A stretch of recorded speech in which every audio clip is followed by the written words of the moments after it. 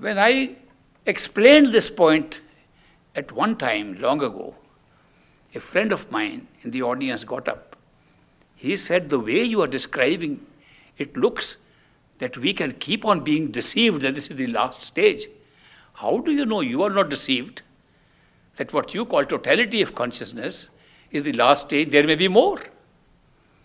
I said, indeed, there are more. I am only saying that that is where you discover that the oneness of consciousness is creating everything.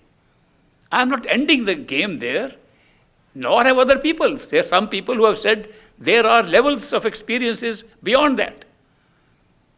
Swamiji of Agra, who was the master of Jamal Singh, who was the master of my master, he emphasized the importance of going to Sachkhand, which is totality of consciousness, at the fifth level of consciousness. But his own disciple, a postmaster general, retired in UP, Uttar Pradesh, Rai Saligram, who was asked by Swamiji to carry on his work, amongst some others. He said there are stages even beyond, but they are not meant for the individuated soul.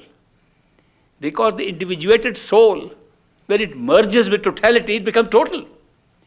So there's nothing for a soul to go ahead beyond totality. But totality can have experiences beyond what we are talking about. He named 3 kinds of experiences, even beyond Sachkhand, beyond the true home. He said there is an experience which there is no description available because we are talking of things beyond time, space, beyond causation, beyond past, present, future, beyond all the normal things we can understand.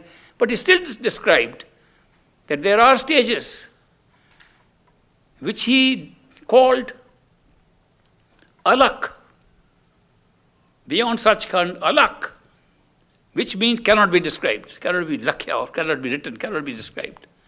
Agam, which cannot be known.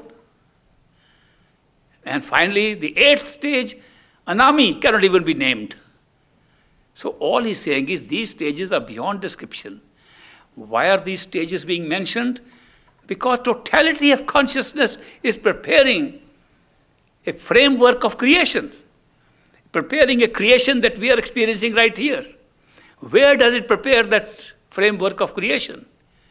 Those modes through which the totality of consciousness prepares that framework, creating darkness and light, creating dissolutions and non-dissolutions, creating permanence and impermanence.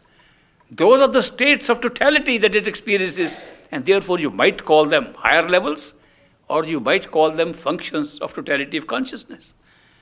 But it doesn't matter. It's not the number that counts. Some people say, have you reached 5th stage or 8th stage? I said, I think I've reached the 1st stage. I think I've reached the stage where I understood that the master's love is the only thing. I understood that love can pull me to any stage, 8th, 9th, 10th, whichever exists. You can experience 1,000 stages in the astral plane itself. In the astral plane, there is such a variety of experiences, but they all are similar to the experiences we have here. They're easily understandable, easily mind can grasp them, we can describe them, and they have been described as heavens. Big descriptions exist in the scriptures of heavens, and that is what they are. You can keep on feeling you have gone to several stages in one stage itself. But when a perfect living master takes you to the highest, he takes you because your seeking is for the highest.